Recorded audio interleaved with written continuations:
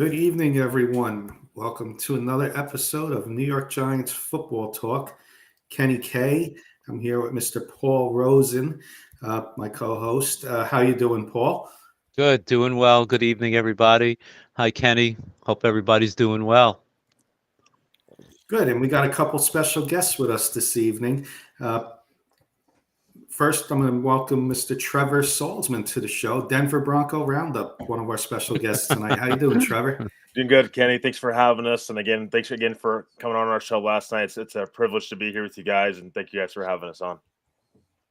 Great having you guys. Oh, likewise. Always love coming on the Broncos show. I've been self-labeled myself the stepfather, but it's become an addicting name for myself there. And Paul's been on the show too, doing some parodies around Christmas time, which was great. Great time. But we got the OG, the original, one of the original members of the Denver Bronco, the original member of the Denver Bronco Roundup himself, Mr. Keith Brugman is here tonight. How you doing, Keith? I'm doing fantastic, man. Doing fantastic. You know why? I've always wanted to get to the big show. I made the Giants show, guys. I'm finally here, guys. I've made this it. This is the big show. Yeah, he is worthy. He is worthy.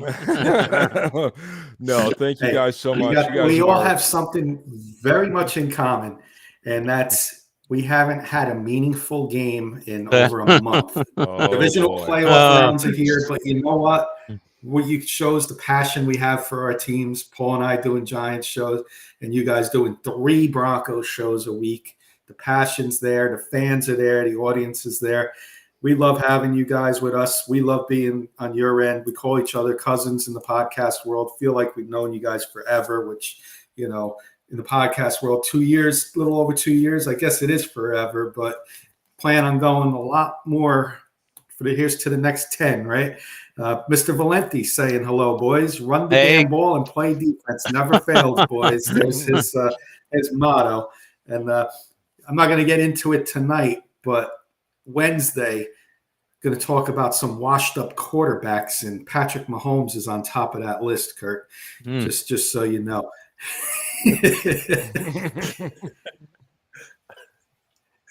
Anyway, I love it. So before we get started, guys, got both of you guys on. Keith, why don't you explain Denver Bronco Roundup to the audience, and then I'm going to want Trevor to. Trevor's been doing some side stuff too, and I want him to explain what he's been doing on there as well. So I'd like you to start, Keith, with Denver Bronco Roundup, and let our audience know where and when and how you all became the Denver Bronco Roundup. Yeah, Denver Bronco Roundup, founded out of love for the Denver Broncos, and just couldn't get enough sitting at home talking to myself. Have to talk to all of you guys. So we've been around for a couple of years now. Denver Bronco Roundup. It's me, it's Jody Moncrief, it's Albert Knoppers, it's Mr. Trevor Salzman. We're on 3 times a week. It's 7 p.m. Mountain Standard Time. Of course, that's 9 p.m. Eastern Standard Time for all of you guys out here. But we're on every Sunday, every Tuesday, every Friday.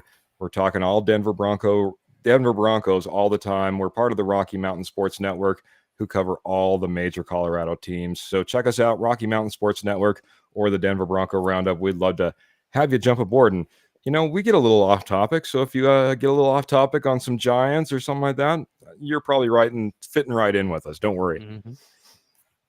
Absolutely. And I've gone on and I've definitely gone off topic a few times. So Keith's not lying there. And then Trevor's the new man of the group, but I feel like I've known Trevor for 2-3 years already in the short few months that I've known him. And Trevor, I read a great article. You're doing some articles now on Rocky Mountain Sports Network. And please, guys, go check that out. Paul, everybody out there in the audience. I will. Kurt, explain what you're doing over there, Trevor, with the articles that you've been writing, or your first article, and I'm sure many more.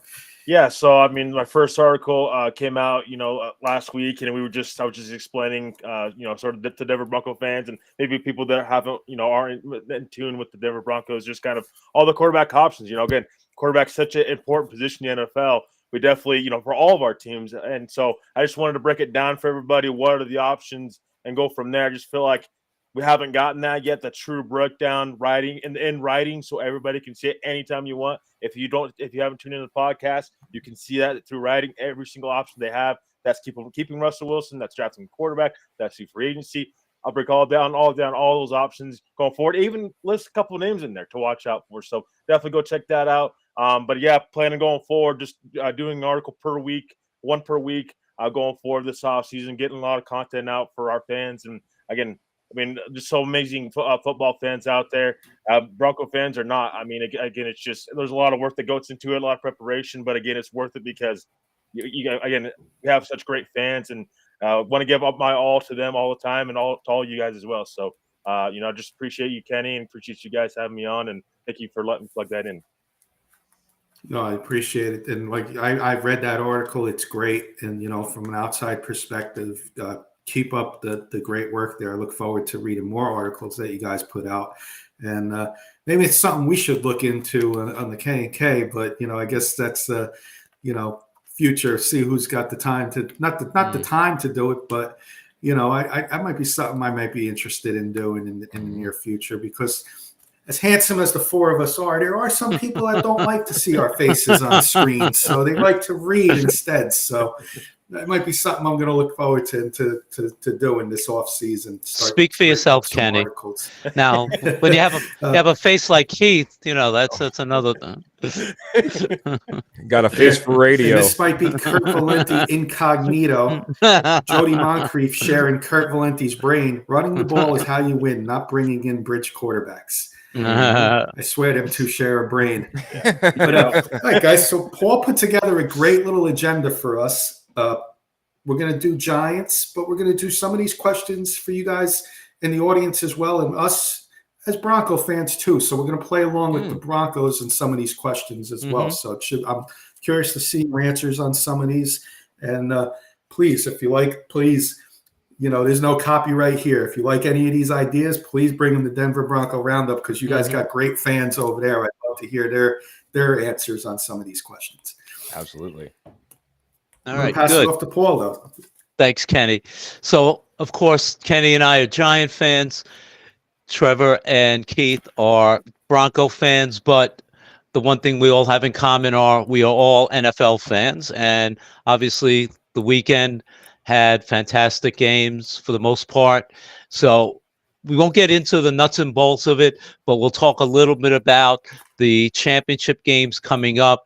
We'll just talk about the matchups on Sunday, the 3:00 game, Ravens, Chiefs. Many of us, Kenny and I at least, thought the Bills maybe would win last night. Obviously, that didn't happen. So let me go to our guest first, Kenny. What do you think of the matchup with the Ravens and the Chiefs? I'll go to Trevor first. Yeah, I mean, again, I think this is a game that's very winnable. I think for Baltimore, I think it's in Baltimore, so they have advantage right there. I think the Chiefs defense is going to get challenged more than ever, I think. And this Lamar Jackson, he's a different animal, man. You talk about, Josh Allen, as great as he is, Lamar Jackson, he's so mobile. And Josh Allen was mobile the other night, but Lamar Jackson's on a different level, in my opinion. And just what the weapons he's starting to get in Baltimore, it's getting to be scary. And again, I think it's going to be about running the football. I think that's going to be part of it. I think that's part of the reason why Buffalo lost that game, because the first half they run the ball efficiently. Second half they kind of got away from that. So you can't be too predictable with this Chiefs defense. That's something to keep in mind. It's a defense that's a lot better than what they've gotten credit, I think, for, and a lot better than they have been over the past couple of years. And so that's a team that's going to be hard to beat. And again, you have Patrick Mahomes. You're going to have to stop. I think Baltimore has a couple guys that can get after Patrick Mahomes too, where Buffalo, they really didn't have anybody that could get after Patrick Mahomes, in my opinion, and they just weren't fully healthy as well. So that may be part of it. But it's going to be a fun, exciting game. It's going to be. I think it's definitely going to be more of Baltimore's favor, in my opinion.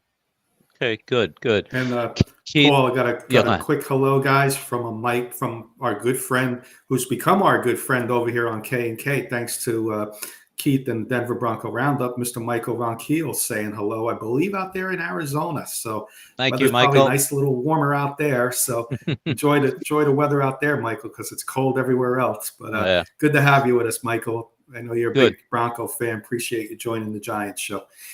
And Keith, what's your feelings about the game? Man, I feel like we finally got the matchup that we've been asking for quite some time.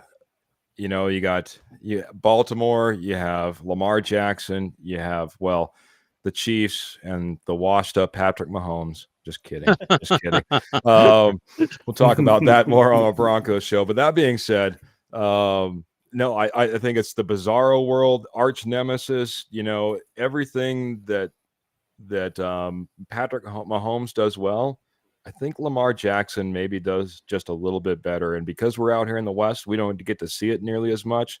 I can't wait for the show. I can't wait for Kelsey to be crying, Taylor Swift's shoulder to be wet, and for the Chiefs to go home. So I'm expecting a Ravens win. I'm excited for the game, though. I think it's going to be a fantastic one. Hopefully, Jason Thanks. Kelsey keeps his shirt on. Right. Exactly. I think I sent that to Kenny, actually, or I put it on our group chat. Yeah. Anyway, Kenny, what are your thoughts from a person who's living down in Maryland? Yeah, it's going to be exciting down here. Although where I'm at, it's more Commanders than Ravens, but the Ravens are catching up. So they're catching up to the Commanders, but right now it's still probably 70-30 Commanders to Ravens here. Wow. But for the game, I'm looking forward to it. Like Trevor nailed it with Lamar Jackson. I think he's going to have a lot of weapons here in this game. Isaiah Likely's come on in the place of Mark Andrews. You're not even missing Mark Andrews. Amazing. OBJ was silent. I'm expecting OBJ to have a presence in this game against their defense. And I'm going to name a guy right now that I'm going to call it, and I called it on the show yesterday with the guys. Dalvin Cook, they signed a couple weeks ago. Nathaniel Hackett didn't know how to use him out there in New York. This is a guy who had over 1,000 yards, and it's been, I think it was like 4 or 5 consecutive years, and goes to the Jets and gets released, and now he's on the Ravens in the playoffs. He's going to take over in this game. Mark my words. And going to get into this Wednesday. We always talk about Brady versus Belichick. Who made who? Mahomes is making Reed, because Reed got away with a couple mistakes yesterday. And the biggest mistake was handing the ball off in a trick play at the 2-yard line when you're running the ball down the throat like Kurt's saying. And you get all fancy and Hardman fumbles the ball out of the end zone. But shame on Tyler Bass, wide right. It's your home stadium, and you almost missed an extra point earlier in the game, inches away from hitting the crossbar to the right. You should have adjusted to that. Shame on you, Tyler Bass. Chiefs were handed that game. They got away with Miami. I think this game's going to be a bigger blowout than people think, and the Ravens will advance to the Super Bowl. All right. Well, hey, and the fourth member, the 4 horsemen are all here. Howdy, you all, from Albert and Alpers. Nice. Thanks, Albert. Good to see you, Albert, man, and Jody. I'm going to disagree. I'm going to disagree with my astute co-host, and I think this is going to be a heavyweight fight. I think this is going to be Frazier Ali, and I'll tell you why. As washed up as Pat Mahomes is, he's still the man right now, in my opinion. And until Lamar Jackson proves, and I know Lamar Jackson is not Kurt's favorite quarterback, until he proves that he can win the big game. If I'm going to pick one quarterback that's going to win a game, it's going to be Patrick Mahomes, who's been there, done that on more than one occasion. I don't think it's going to matter that they're on the road. I think, quite honestly, the road game yesterday was more difficult in a more hostile environment in Buffalo. And I think it's going to be an exciting game. It's going to be a close game. And I think Mahomes is going to lead them. As much as I wanted Buffalo to win, and I thought Josh Allen was playing the best football of his career, a couple of little mistakes, obviously, like Kenny just said, Tyler Bass's miss, the long pass that Diggs should have caught. I mean, you couldn't have placed that ball better in his hands, 50, 60 yards downfield. You can blame Bass all you want, but if they make that connection, the game is going to be won by the Bills. But I think it's going to be a close game. But would I be shocked if the Chiefs won? Absolutely not. Absolutely not. But I think it's going to be a close game with the Chiefs coming out. You know what's going to come down to, I think? Probably the two best field goal kickers in NFL history in the playoffs. Justin Tucker and Paul, just Buckner. remember we got Bronco fans on our show. Oh, I know. To us being on an Eagles show talking about the No, listen, I'm preaching. I'm kidding. I'm preaching reality here, so that's my feeling. Anyway, I'm so not let's going to try and jinx Justin Tucker, but there'll be no wide right this week. That's all I'm saying. yeah. So let's jump to the NFC, and just before I get into it, both Kenny and I have predicted the Lions to go to the Super Bowl, so I think we know where we're headed in this game. But why don't you give us your thoughts, guys? We'll start with Keith on. I think this is going to be an unbelievable matchup, Lions 49ers. Go ahead, Keith. Yeah. This game absolutely explosive, has explosive possibilities. What Detroit has been doing on offense, all the weapons that they have around them. Boy, we saw it. We saw it firsthand as Broncos fans, what that Lions offense is capable of. It's going to be fantastic. I hate to say it, but I keep doubting the 49ers and doubting the 49ers and doubting Brock Purdy and doubting Brock Purdy. So at some point, you got to look yourself in the face and say, am I doing it for all the wrong reasons, or am I doing it in spite of myself? I think the 49ers advance. I want the Lions to advance, as most of the country, I think, does as well. So pulling for that underdog for the Lions, but I think it'll be a heck of a game, but I can't underestimate the 49ers one more time. I'm gonna go ahead and pick them to move on in this one. Okay, great. Trevor, what's your feeling? Yeah, I mean, again, these are two very talented teams, and I think this is how it should have shaken up, anyways. With two very talented teams on both sides of the ball. Yeah, I mean, again, I don't think the Niners have played their best football up to this point. I think they really got lucky against the Packers. Again, they should have lost that game in a lot of different ways. The Packers would have played their cards right, but and you didn't have Love turn the ball over 2 times. But I think 49ers probably come out in this one. I don't doubt Kyle Shanahan too much. I know, so I want the Lions to move on as well, because I think it's a great story, but I think it's going to come down to the quarterback, and I just don't know if I trust Goff 100%. That's kind of a concern for me. I think I trust Purdy and Shanahan to kind of get the ball rolling here with this team, and McCaffrey. McCaffrey needs to get going as well. That's a playmaker that just didn't go on enough, I think, against the Packers. And I also expect the 49ers defense to step up a little bit more as well. So I think I expect the 49ers to pass and go to the Super Bowl. Okay. Just one quick. Yeah, go ahead. I think for the key to the game in this is the secondaries, and I just don't know if the Lions secondary can hold up as much as that 49ers secondary. I think that's the difference right there. Okay, good point. Kenny, I'll jump in for next. Again, let me get a comment. Yeah, go ahead. No, you go, and then I'll get the comment. And okay. Question from Kurt. Okay. Kenny and I have been on the Lions, on Carson's Lions, for most of the year, especially coming down the stretch.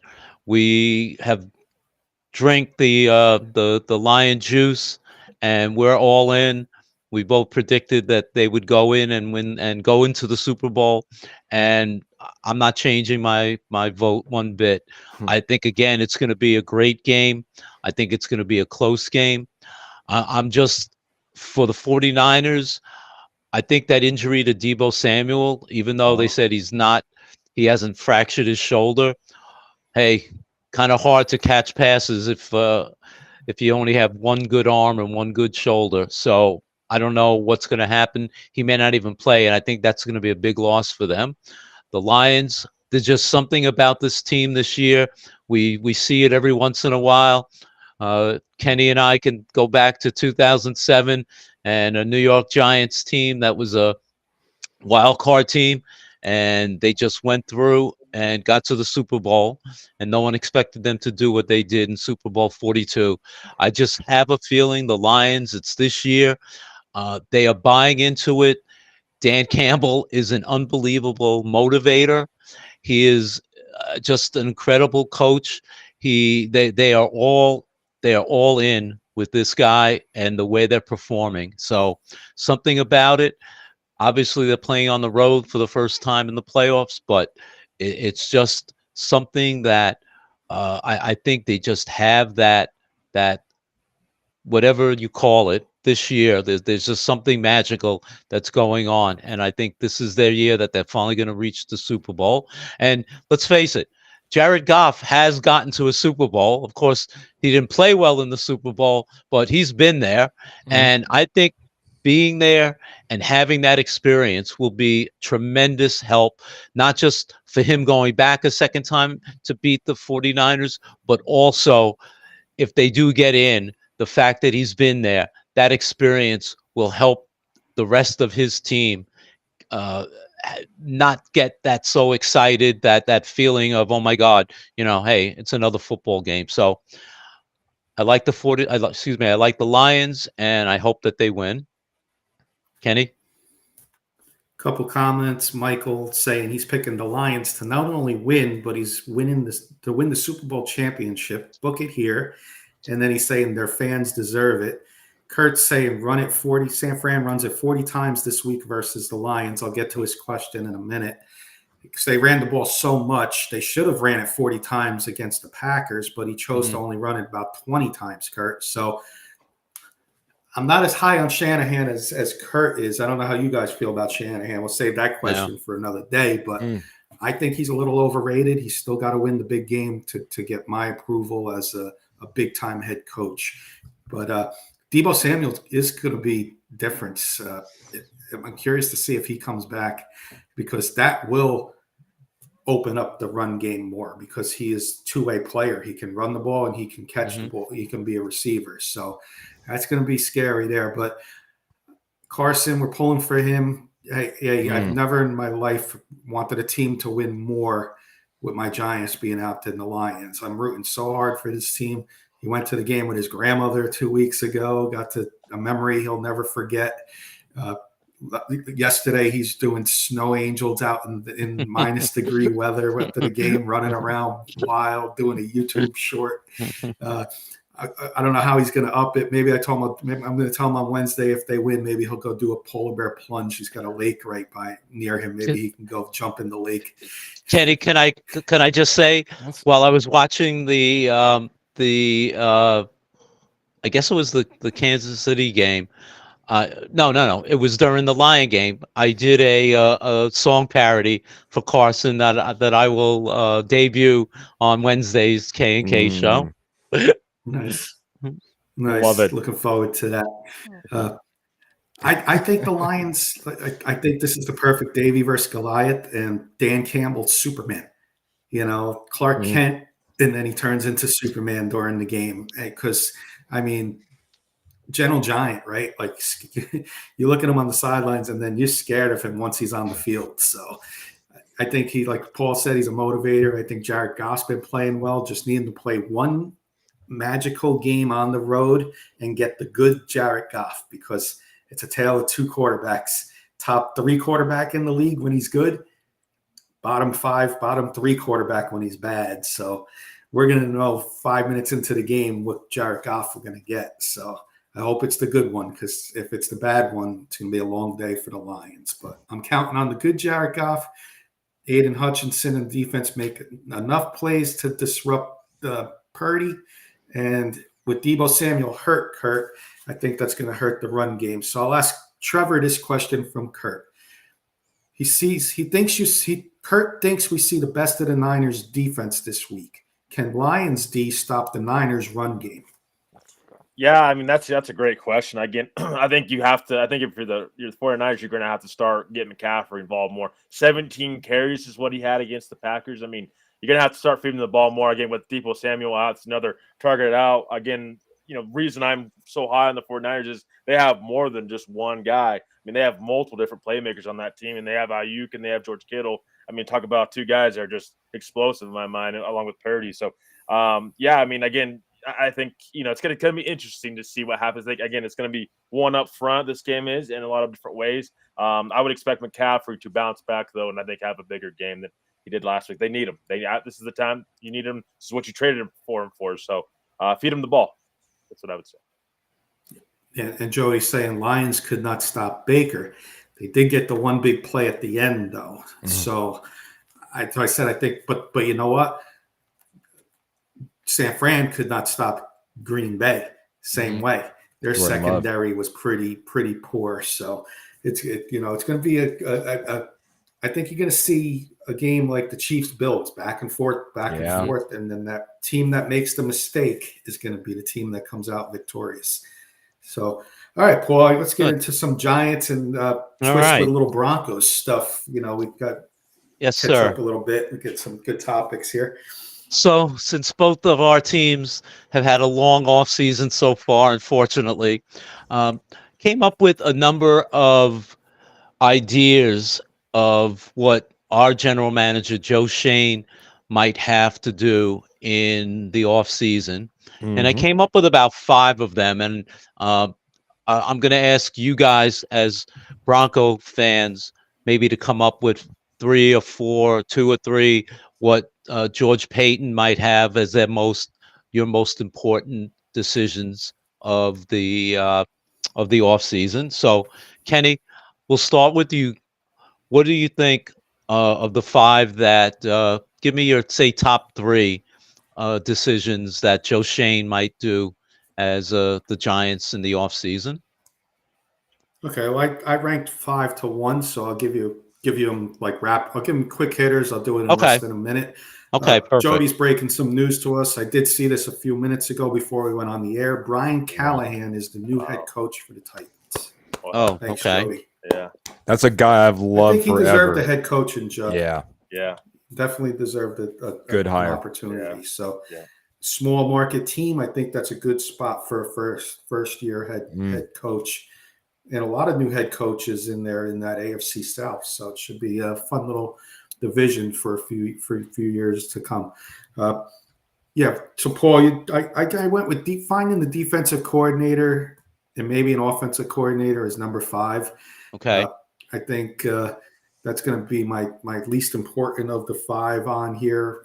We got so many holds as players that we need. So finding the coordinator, not a head coach, but it's a coordinator, I think would be number 5 on there. I'm going to surprise a lot of people with this one. Franchise Barkley or, sign him or release him. That's going to be number 4 on my list. And I think the Giants are not going to re-sign him. I think we just got to, I think it's time to give Saquon a chance somewhere else. We have had an historic bad O-line this year. Gave up the most sacks, second most sacks in history. And when you got a running back like Saquon, it's just wasting his talent back there. So I think the Giants are going to address offensive line big time this year. And unfortunately, Saquon will be a casualty of that. And hopefully somehow he gets to your Broncos, because I do not want to see him on the Cowboys or more likely the Eagles. But Broncos, I think, will be a nice fit for Saquon if they do what I would like them to do. But we'll get into, and when you guys talk about your Bronco needs, we'll get into that. What to do with Daniel Jones is 3. He's hurt right now. So right now, you can't do nothing with him until at least week 5 or 6 of the season. So he's number 3. That's an easy one for me. What to do with the number 6 pick of the draft? That's number 2, because when you got that high of a pick, you got so many options you can do. And I know that's a future segment coming up shortly, but you can go in many directions, but it's an important pick, very important pick for the Giants to get right. So that's got to be number 2. And number 1's easy. Fix the offensive line. I mean, Andrew Thomas, he's set on one end. John Michael Schmitz, he's set in the center. 2 young players. But then we got 3 holes. We got 2 guards that we need to fill. And Evan Neal, I don't know what we're doing with him. So, we got to see, he was hurt most of the year. He looks like he's becoming a bust. So that's easily number 1 on my list. Okay. Kurtz, I'm going to give you Kurtz and Jody's real quick, guys. And then I'll go back to Paul. Jody's Broncos, number 1, bring Russ back. 2, get Brock Bowers. 3, sign Saquon Barkley. 4, sign T. Higgins. 5, sign Devin White. You guys got $300 million in payroll? Yeah. Love you, Jody. I'm just busting chops, Jody. I was going to say I'm Santa busting Claus chops, is Jody. I love you. just visiting Denver this year. I love you, Jody. I'm just busting chops. Kurt's number one priority for Peyton, a pass threat. What is that, Kurt? Pass threat TR. Look at playoffs. Oh, tight end. He meant tight end. A pass threat tight end. Look at playoffs. Kelsey, Kincaid, Kittle, Andrews, Likely, Laporta, and we have Adam Trapman. Are you joking? Trapman wouldn't start on any SEC team. Number one priority for Kurt, pass catching tight end. Priority 2, a linebacker who can cover tight ends. And then Kurt saying, yes, get Devin White, draft Bowers, 2 issues solved. Okay, good. Thanks, guys. Back to you, Paul. Yeah.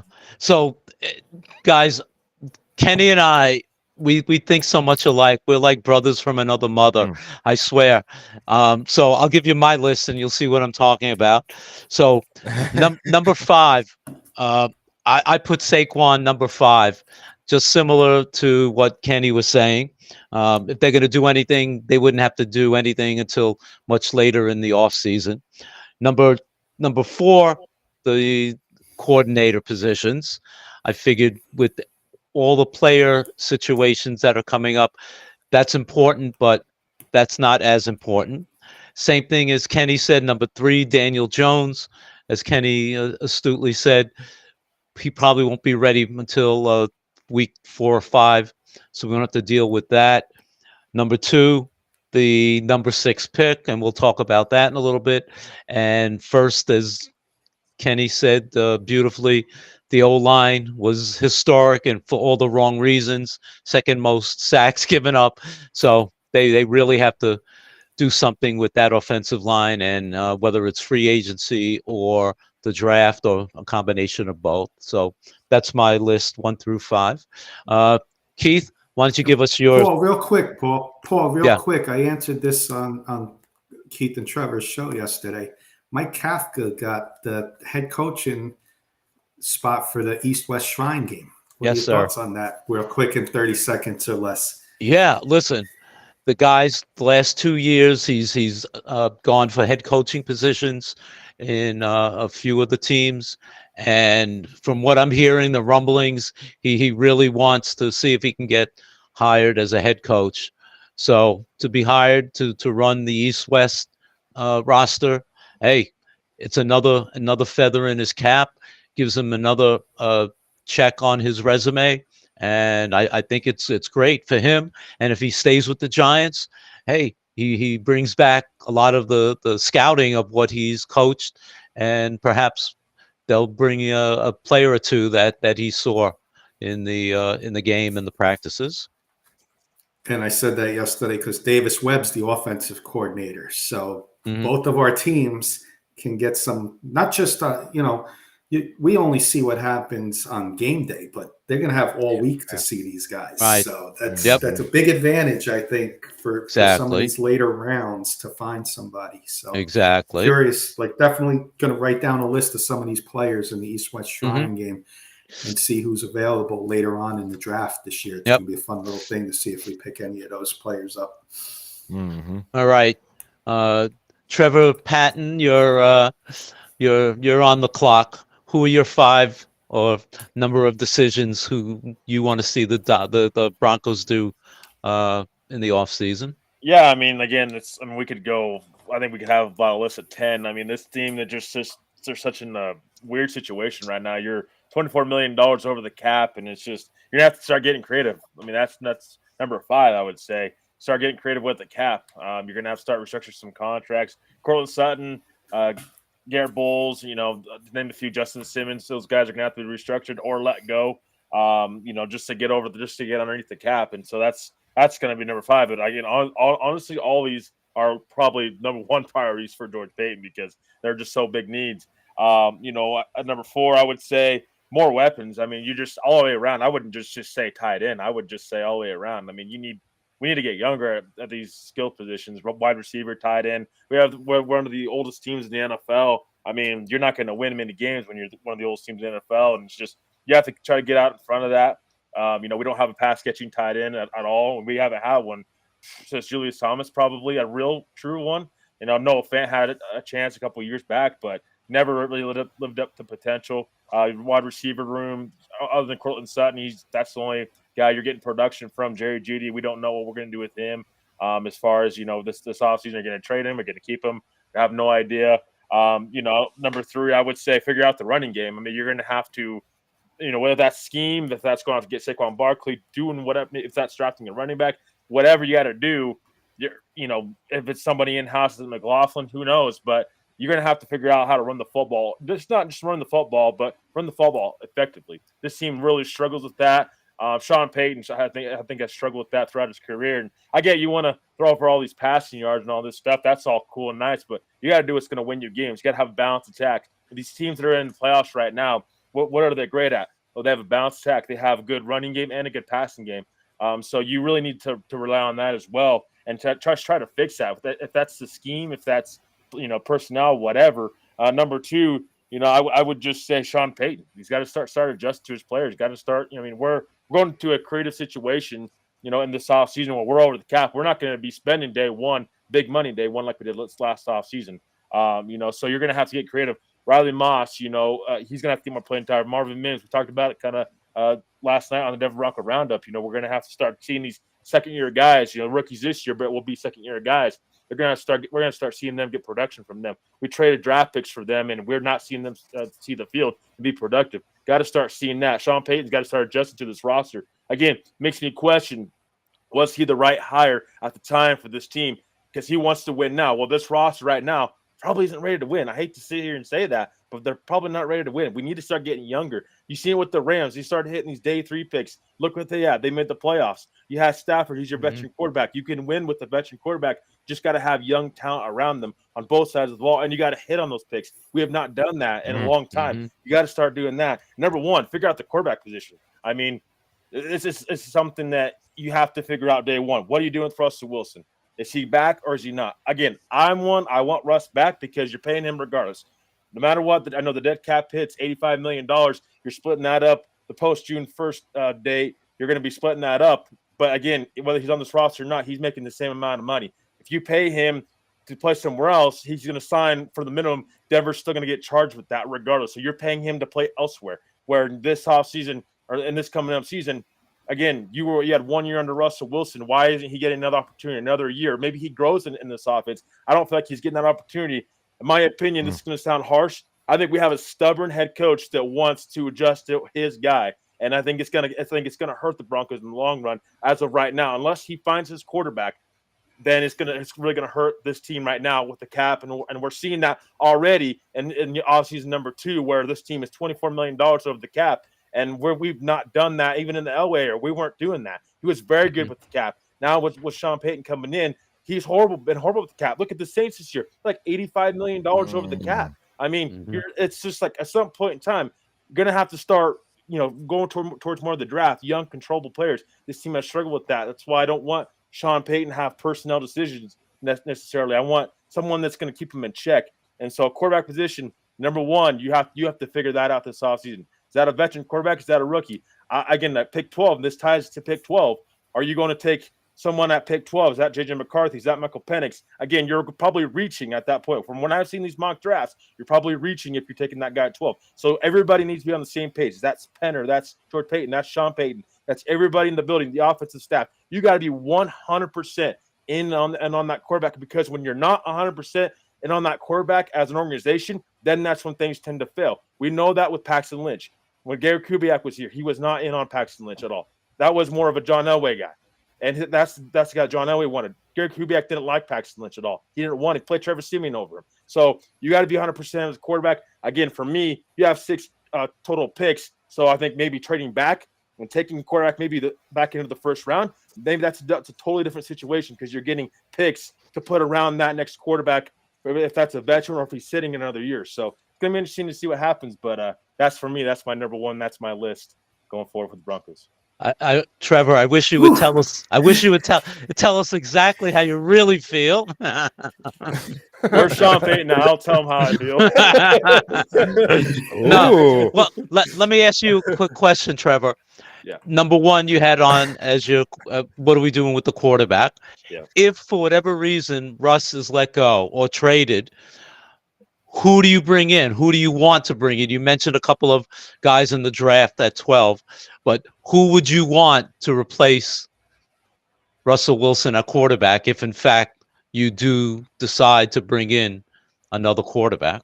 Yeah, and this is the problem, Paul, is we're in the situation with this quarterback position where the free agent market's not very good. You have Kirk Cousins top of the market. Yeah. He's got came off a big time injury this past season. He'll get paid somewhere, but Denver won't be able to afford him. They won't going to have the cap to afford him because with the cap, you're going to have to split that up so you can fill in the rest of your holes in your roster so you're not being so needy at one position going into the draft. You're trying to fill holes within free agency so you're not so needy within the draft. And that's what it should be with any team. So it's going to be interesting to see what happens. Again, cheaper options. Ryan Tannehill, Jacoby Brissett, Jameis Winston, those type of guys would be guys, maybe even Jimmy Garoppolo, if he's indeed released, would be guys that I would probably bring in. I think you want someone in the building that's a veteran guy that's been there, done that, and they've won before. Again, these guys are free agents for a reason. They're going to be cheap for a reason. They're not going to come off of a Super Bowl championship and an MVP. We're not going to get that type of quarterback this offseason. We need a quarterback that has had that veteran experience. And then in the draft, you're not so quarterback needy at 12. Because if you don't go after a quarterback in free agency, then you go in the draft and you're so quarterback needy. Teams are going to see that. So if you want to move up for a quarterback, well, guess what? The price just raises even more because they see you're so quarterback needy. You have Jared Stidham and DiNucci as your quarterbacks. I mean, Stidham wasn't the guy, so you're going to have to figure that out. I think you go the free agency route and a 1-year deal. I don't think it's a bad thing. We've seen it with Patrick Mahomes. We've seen it with some of these other quarterbacks. They've sat behind veterans and they've learned. That's not a bad thing. It's really, I think it's going to be irresponsible if you throw a rookie quarterback in there if it's not Jaden Daniels, Drake May, or Caleb Williams. If you're not trading up for that guy and investing in that guy top end of the draft and you're getting a guy at 12 or later, I think it's irresponsible as an organization to put him in there and expect him to succeed right away. I think you need to set him a year, let him develop behind that veteran quarterback who's won the league before, and then you can turn the tables over to that rookie quarterback. Yeah, I mean, it just says something watching Jordan Love play this year, how he's come on after sitting behind Aaron Rodgers the last couple of years. So I agree. Keith? Well, before we continue, let me catch up on the comments because we got a bunch, and then we'll get Keith's take. Jody's asking, Kenny, you just need a bridge quarterback to win, I am told. Dead horse with these guys with the bridge quarterbacks. I apologize if I'm saying this name wrong. This is a new name to our group. Maybe it's a member of your guys, Keith. Jorge Macias, like spelled with an X. George. George. Okay, George Macias. Loves the Broncos, but Kermit's killing it with a mediocre offense. Thanks for joining us, George.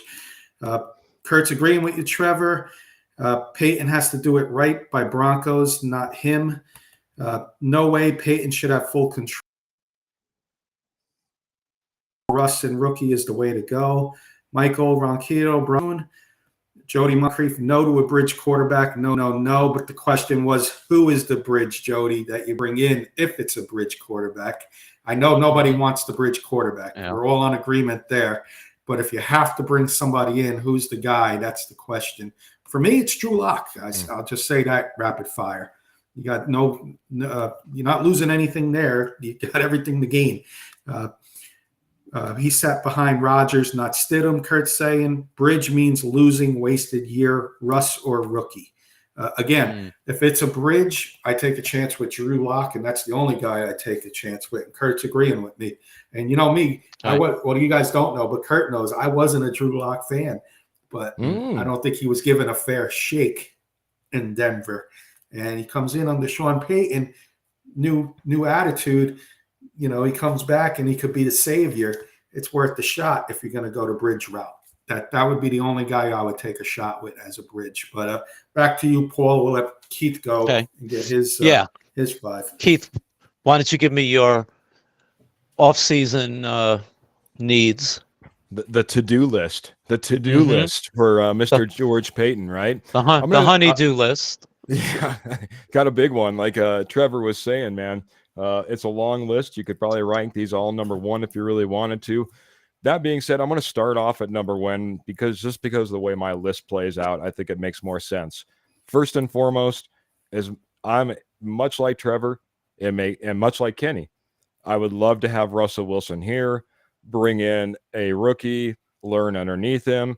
If the rookie replaces Russ halfway through this year, next year, halfway through next year, the year following, whatever it be, whenever the timetable is right, that would make the most sense to me. I don't think that's going to happen, guys. So, number one, Cap without Russell Wilson, you got us into this mess. Now you got to get us out of it. That's number one on George Paton's list. And it ain't going to be easy. I know that we're going to have to take dead cap, a whole 9 yards, but he's going to have to be punching the numbers and working the books overtime if Russell Wilson walks out these doors. So, number one, the cap has got to be George Paton's number one thing. Go right along with that. Number two, scouting. Scouting, whether it be pro or college scouting, he better have both those departments working overtime. As Trevor alluded to, we're going to have to get young. We're going to have to get cheap. We're going to have to develop players, and that's the way that we're going to have to go. Number three on my list is that quarterback decision. We've done all our scouting now. We know what to do. Is it going to be a bridge quarterback? Is it going to be a rookie quarterback? We need to make that decision. We need to decide what we want to do, and is it worth trading up? And do we have that possibility if the rookie is the decision we need to go? Number four, this defensive line has been terrible, guys. Defensive line has gotten zero pressure. I continue to watch these playoff teams and the amount of pressure that they get on quarterbacks. It's quite honestly disgusting now that I review my Broncos over the last 17 games. This defensive line needs help. And number five, finally, is our offensive line.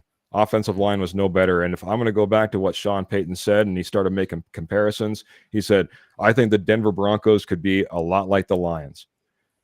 A lot like the Lions meant they built in the trenches. They built the pieces around.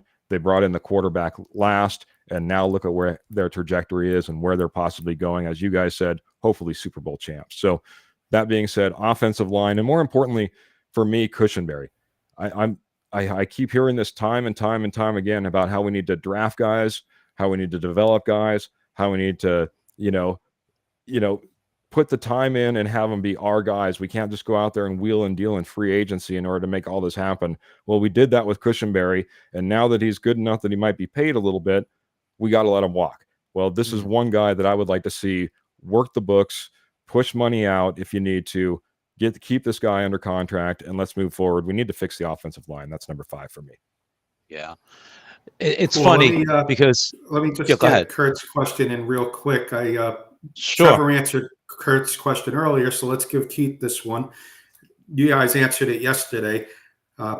Kurt asking Von Miller, return on a real cheap deal, yes or no, Keith? Yeah, I mean, it would have to be dirt cheap because we're not going to have the money to spend. I don't think that Von Miller is the same Von Miller that left the Denver Broncos. So it had to be super cheap. He would just want to come in here and basically pay for free or play for free because I don't see any way we can afford him otherwise. Maybe you do a nice signing bonus and some incentives, and it becomes maybe a little bit intriguing. Maybe. Yeah, maybe. I'm not sure his level of play and what he's been able to put on the field. He's continuously injured. He's getting older. It would have to be a really good deal for everybody involved, I guess, is the best way to put it. And one more comment, right. Paul, and then I'll go back to you. Michael's saying it is Jaden Daniels for LSU for him or trade back from the 12th pick. Okay, well, that's actually a good transition because I was going to say I'm looking at the time and I'm going to skip the award. Do this in about 10 to 15 minutes to wrap the show up. That'd be great. So let's go into one of the other questions that I had regarding if we had an opportunity to do something with our first round draft pick, and from a Giants standpoint, we have the 6th pick in the draft after we beat the Eagles the last game, and Kenny and I and most Giant fans would trade the win would certainly take that win to trade down one spot to draft 6th as opposed to 5. You guys have the 12th pick, so as I said to Kenny in my notes. Few things that you could do. You could either trade up to try and get a higher pick. You could trade back to try and accumulate a little more draft capital. You could stay at your draft pick, for us, number 6, for you guys, number 12. Or you could decide, hey, if a player that you really, really want comes up, would you trade that number 1 pick for that star player, or that player that you think would help make your team a winner? So let's start with Kenny. What would you do? Put on the Joe Schoen hat for a moment. What would you do with that 6th pick with the Giants? Yeah, Keith, I was telling Trevor before I went on, I've been changing my mind every single day on this draft. So this is my 24-hour bug, 24-hour virus. This is today's. Next week, I guarantee you it'll change. But today, I'm staying at 6, and I got a 1 and 1A because I know how Joe Schoen approaches his draft. He has his top 6 players listed, so you're going to get one of those 6 players. And I truly think these 2 guys are on his list. One is probably obvious, and that's the offensive lineman, Paul and Jody's Notre Dame Fighting Irish offensive tackle, Joe Alt. I think he'd come right into the starting lineup, be a day 1 starter, and solidify the offensive line. And now we have bookend tackles and a center, and then we can approach free agency or even the draft later on with the guard position. My 1A would be somebody we've seen in the NCAA championship, and that's Rome Odunze. I think the kid is phenomenal. Besides Marvin Harrison, I think I have him higher graded than Malik Nabers. And I just seen, him get open and made Michael Penix's job very easy most of the year, because I watched a lot of those Pac-12 games, being up late, working overnights. I got to listen to and watch a lot of those Pac-12 games. And Rome Odunze is the real deal. And I think he's going to be special and he could be what we need for the New York Giants. So this week's needs for me, I'm staying at number 6. Probably next week, I'm probably moving into the 3rd round. Who knows? Okay. Who knows what I'm doing next week? But this week, I'm staying at 6. Joe Alt or Rome Odunze would be my top 2 picks. Yeah. To echo that as a Giants Joe Schoen fan. Yeah, I'm not going to trade up. The Giants have just too many holes at this point. I'm not going to give up a lot of draft capital to move up. Do I want a quarterback? Maybe they got to bring a quarterback in, but I think they can if they stay at in the 2nd round. They have 2 picks now, one from Seattle in the Leonard Williams trade. I think somebody will be available, and the value in the 2nd round could be there for them. But I agree with Kenny. I'm going to stay at 6. I'm not going to trade back at this point, and I certainly am not going to trade the 6th pick for anybody that they can possibly bring in. Unless the Packers are looking to trade Jordan Love, I'll take him. But that being said, yeah, I mean, we both indicated our offensive line had to be the number 1 improved area for the offseason. Joe Alt, I've watched him play, as I'm sure Jody has for the last 2-3 years. The guy is a stud. I've said this on K&K. I love legacy players, guys whose daddies have played not just in the NFL but have been successful. Joe Alt's father, 1st-round pick, All-Pro for the Kansas City Chiefs offensive line. Outstanding player. I don't think he gave up a sack in the last 2 years for the Fighting Irish. The only hesitation, and unfortunately we've seen this, he played left tackle. Of course, Andrew Thomas is our stud left tackle. He'd have to move to right tackle. I don't know. For me, it just doesn't seem so difficult to adjust from one side or the other. You're a football player. You should be able to adjust. But from what people say, it's a left-right kind of decision. But yeah, if he's there, you take him. I agree with Kenny. If he's not there and they decide that one of the wide receivers is the better a potential better athlete and better available player, you go with either Malik Neighbor or Adunze. I've read a couple of things. Adunze, obviously 6'3", physical, high points the ball, goes after the contested ball as good as anyone in college. Neighbor, most explosive receiver from what I've read in the draft. So it's 1A with those two guys or Joe Alt, and that would be my 6th pick. Trevor, Real quick, Keith? Paul, and I'm Yes, gonna sir. come right back and answer. Paul, real quick, I'm gonna ask you this question from Jody because he's labeling you, but then I'm gonna come right back and ask Jody this as a Bronco fan. Sam Hartman, Paul, how about it, Jody? Sam Hartman for the Broncos? You know, at times he played well. At times he looked lost.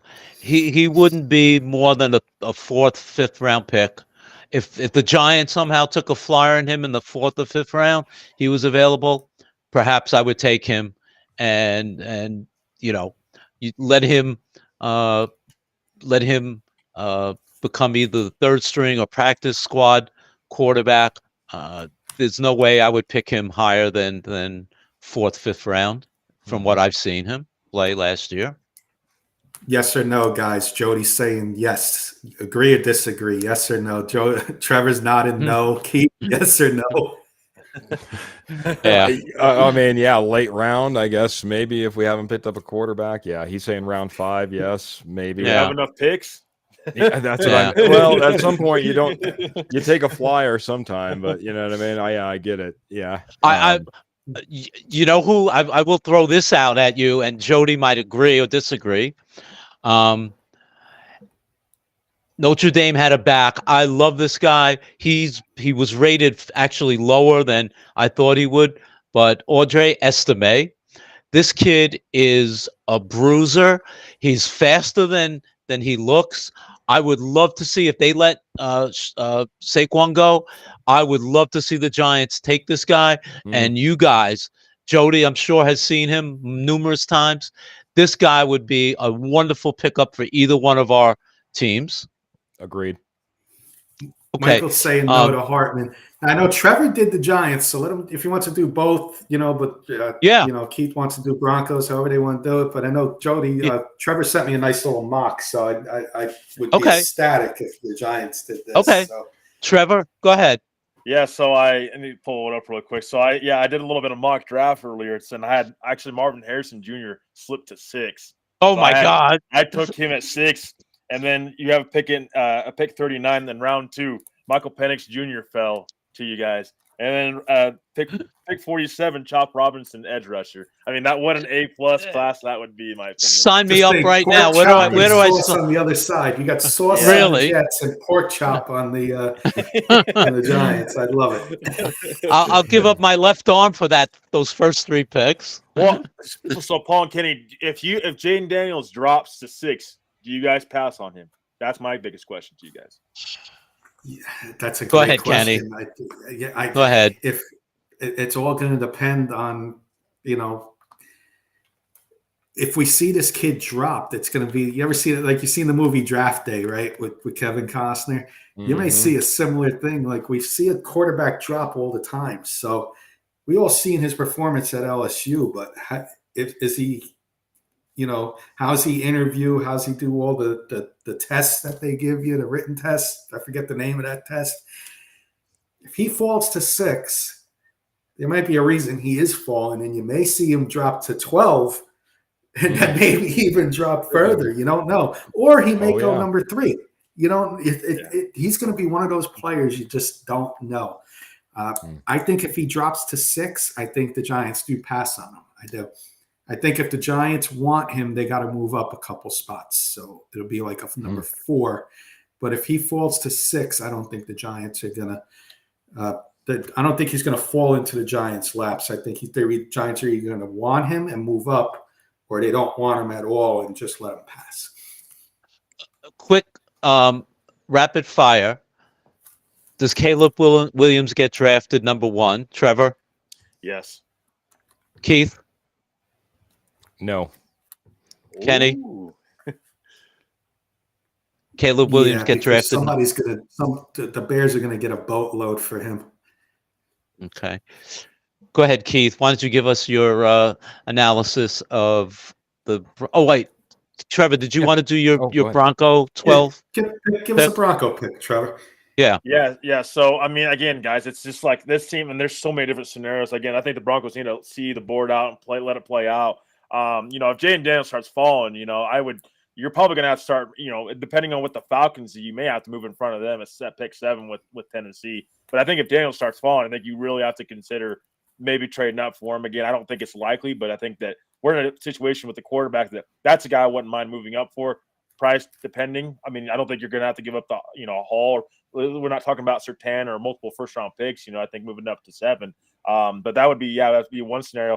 If the tackles start dropping, that's Joe Alt, that's Fashanu. That would be interesting as well for me because again, you can get in front of that and you can adjust your offensive line. Maybe we see a couple guys like McGlinchey move to guard. Maybe you move an Alt Fashanu to right tackle or left tackle, and you can kind of shift that around. I think you just need talent there on the offensive line. Again, Brock Bowers, I mean, if he falls, I think if he falls, it's going to be because the Chargers didn't take him. I think the Chargers are the one team that if they took him, that would be the one team that would. If they don't take him, I think there's a good chance he falls to Denver at 12, which I think is a slam dunk. I think you go after that guy.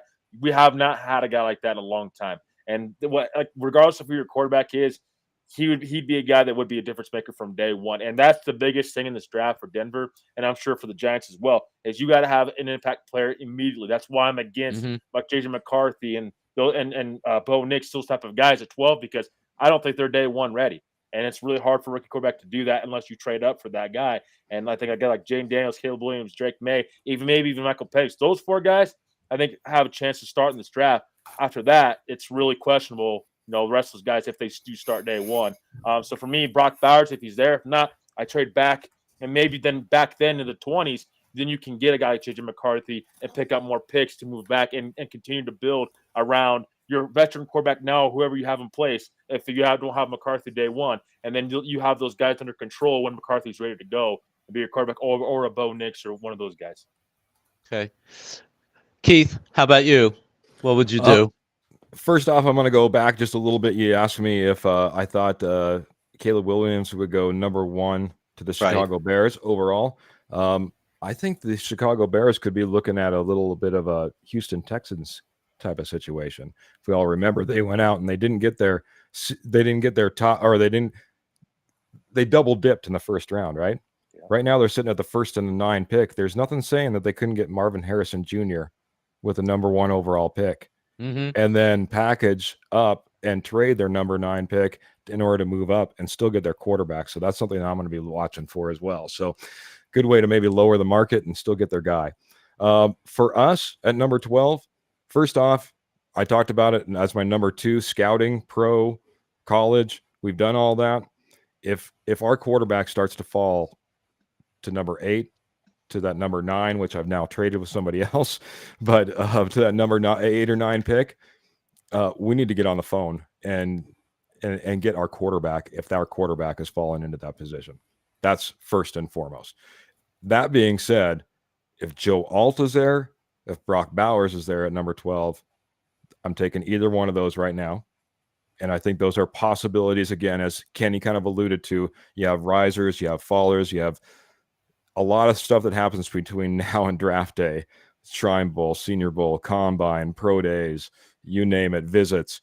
So you never know what's going to happen. If we were lucky enough to get one of those 2 guys at number 12, I'm going there. If not, as Trevor alluded to, man, we likely have so many holes and so much cap space to fill. Trade back, trade back, trade back.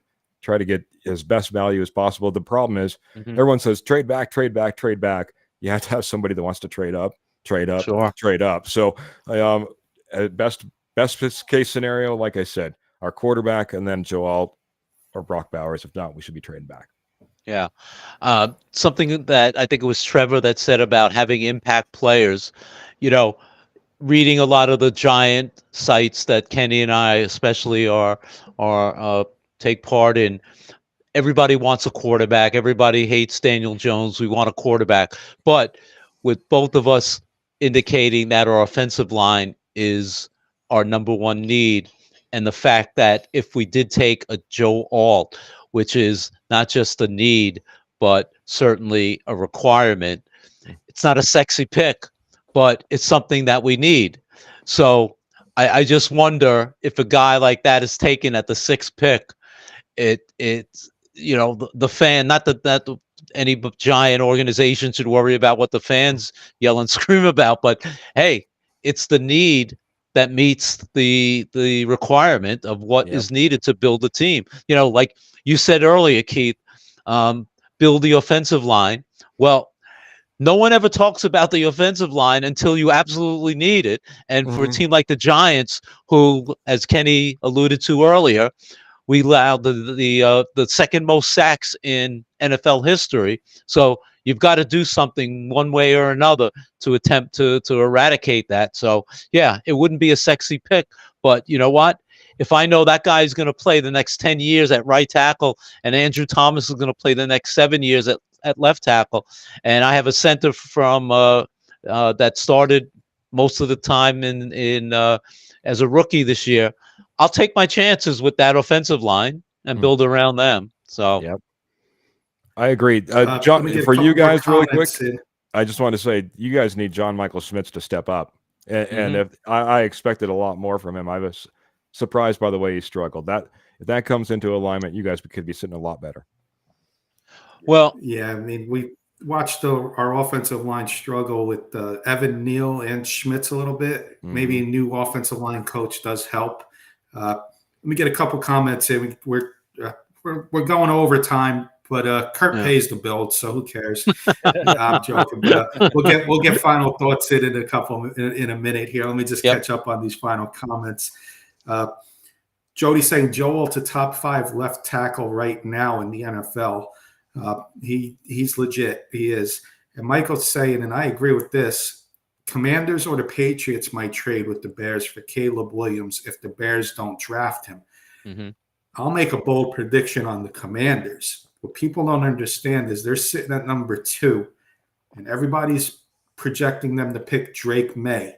Well, Drake May played at North Carolina. Sam Howell played at North Carolina. Do you want to take another quarterback from North Carolina? And if he fails, then how bad are you looking? Bold prediction for me is the Commanders sit at number 2, and we're going to have mock drafts coming up on Bronco Roundup. I can't wait, do draft talk on RK&K. My bold prediction is the Commanders will draft Jaden Daniels at number 2. That's how high he can go over Drake May. I just don't see a team taking back-to-back quarterbacks from the same school with that opportunity to fail. And Drake May is not the top guy. He's considered number 2 or even number 3 in some boards. So that's going to be my projection on that. Good call. And then, and Michael's saying he doesn't want to play for the Bears. But Paul, want to get some final thoughts in? Yeah. One quick question for the Denver guys. Quick question. Bears trade Justin Fields. Keith, quick hit, quick rapid fire. Do you want Justin Fields? Yes or no? No. Trevor? Nope. Okay. I thought I don't so. want him on the Giants neither. Keith, you had a question neither for us. do I. You had a question for us, I think, Keith. I cut you off before. Oh, if I did, it's already lost my head, buddy. It's okay. Okay. I thought maybe you had something. Kenny, I have a question for you and Paul, though. Yes. So we're talking about veteran quarterback. Who's your guys' favorite veteran quarterback on the free agent market this season? Who would you like the Giants to bring in if you're going the veteran route? Because if you're not going quarterback, maybe down the line it sounds like you guys want to do that. But do you guys bring a veteran quarterback in? And if so, who? Can I go first, Kenny? Yeah. If I can't re-sign Tyrod, I would bring in Ryan Tannehill. I think he would fit the Giants style. He's obviously been a good veteran over the last few years. They've gotten to the playoffs with him as the quarterback in Tennessee. I think to use the word, he could be a good bridge, especially the first 4 or 5 games. He wouldn't be a bad backup. Certainly, quite honestly, if they let Tyrod go, He would be a perfect backup if Daniel Jones is healthy enough to start again. So I would bring in Tannehill. Paul and I share the same brain, like Kurt and Jody. Tannehill would be my guy, but I'll throw one more out there. It's got to be Jake Browning. He said he's one of the top 32 quarterbacks in the NFL. So you got to put Jake Browning in there, right, guys? You guys couldn't pay me. You guys couldn't pay me enough money to bring Jake Browning over to the Giants. What a disaster that would be. I wanted to say something that probably if we were on at 10 or 11 o'clock, I would say, but I'm not going to say what I was going to say now. I'll say it off the air. Why don't we do some final thoughts, Paul? Absolutely.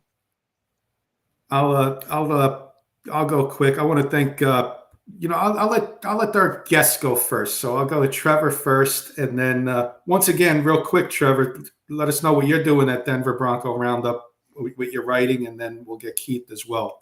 Give us a couple more words on Denver Bronco Roundup. Yeah, I just want to thank you guys again for having us. You guys are legends in our mind, and again, we're cousins, we're all family, so really appreciate you guys having us on once again, and all your guys' support. It means the world to us.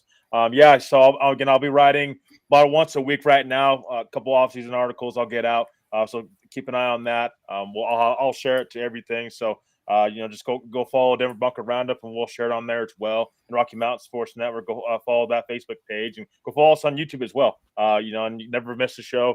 And again, we're on 3 times a week: Tuesdays nights, Friday nights, and Sunday nights at 7 p.m. Mountain times at 9 p.m. Eastern time. So make sure to catch us there. We're gonna have some fun things coming on, more guests, mock drafts, like Kenny said, and a couple free agency shows as well. Because again, free agency comes before the draft, so we'll have to definitely cover on that as well. Free agency is really rapid. It comes pretty quick, So we'll definitely have some reaction to that. But again, guys, thank you guys for having us on here, and you guys are amazing. Your fans are amazing, and you guys are always welcome on our show as well. And thank you guys for having us. Likewise, Trevor, and look forward to seeing more of your articles for sure. And definitely going to cross over and do some mock draft shows. All of us. It's the time of the year I look forward to, these mock drafts, and to do them with you guys and fans would be fun for sure. So definitely looking forward to that. And like I said, my mind's changing every day. So, I gotta do more research. I just love doing it. Keith, how about you give it your final thoughts? And once again, tell us about Denver Bronco Roundup. Yeah, absolutely, man. Like I said, Denver Bronco Roundup, all Denver Broncos all the time, part of the Rocky Mountain Sports Network. You can check us out on YouTube, Facebook, Twitter. We're over on Spotify. We're on Apple Podcasts as well. We're part of the Rocky Mountain Sports Network. Rocky Mountain Sports Network covers all the Colorado sports. So whether it be Avalanche or Nuggets, Rockies or Broncos, we got you covered over there. So search out Rocky Mountain Sports Network as well. Trevor hit it already, 7 p.m. Mountain Standard Time, 9 p.m. Eastern Standard Time, Monday, Tuesday, Friday, and Sunday. That's Tuesday, Friday, Sunday. And more than anything, man, just appreciate all the support. Not only that you guys give us, you jump on our shows, you're in our chat boards, and everything that you guys do behind the scenes that nobody sees to support us.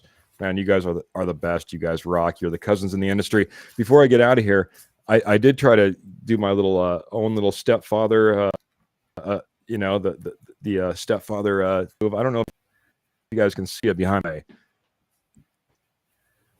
That score is a guess 20, home 39. Does that mean anything to anybody?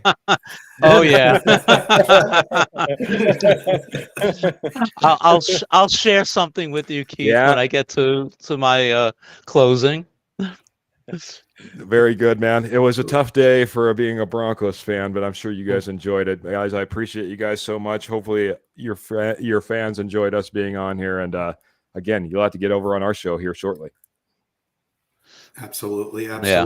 Always welcome here. And, like I said, anytime, any of our shows, we do a bunch, obviously. So anytime. And Joey Clams has become a mainstay on the Denver Bronco Roundup on Fridays. So it's become great segment over there. So looking forward to this Friday, what he has to say. He's been on fire, by the way. Yeah. Paul, your closing thoughts. First and foremost, guys, it's been an honor and a privilege to have shared our podcast with you guys today. The legendary Keith Brugman, the legendary Trevor Salzman. It's been wonderful having you guys on tonight. Always appreciate you guys. Also, Jody and Albert, always a pleasure. Love seeing and hearing from you guys. And of course, to my co-host, Kenny, thank you again for doing what we do best, talking New York Giants and NFL and Denver Bronco football. So sometimes I do the podcast from my man cave, and ironically, Sports Illustrated is in the in the news the last day or two with what's gone on with Sports Illustrated, and I blew up. I hate to say it, I'm sure you've seen it, the picture of Phil Simms on the cover of the Sports Illustrated after the Giants won that Super Bowl.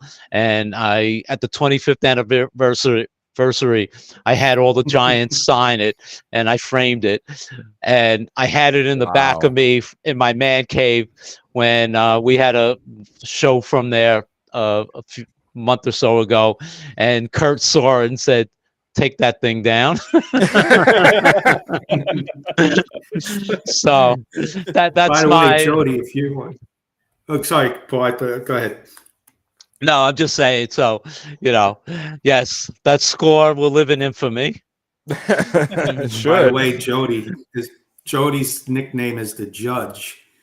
We all joke around and say, Paul's the judge. Look at that chair. I think Jody needs an orange chair just like that, Paul. Give Jody the info where you got it. I see an orange one in the future. The judge's chambers right there. Orange and blue. Those colors sound familiar, right? Sure does. But thanks, guys, again.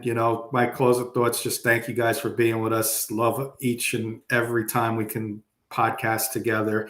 Not only in the chat, but having you guys live, it's an honor and privilege, like Paul said.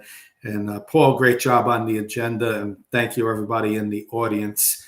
Like I said, we went overtime tonight, but Kurt's paying the bills, so we're all good. That being said, guys, have a great night, and we will see you next time. All right. Good night, everybody.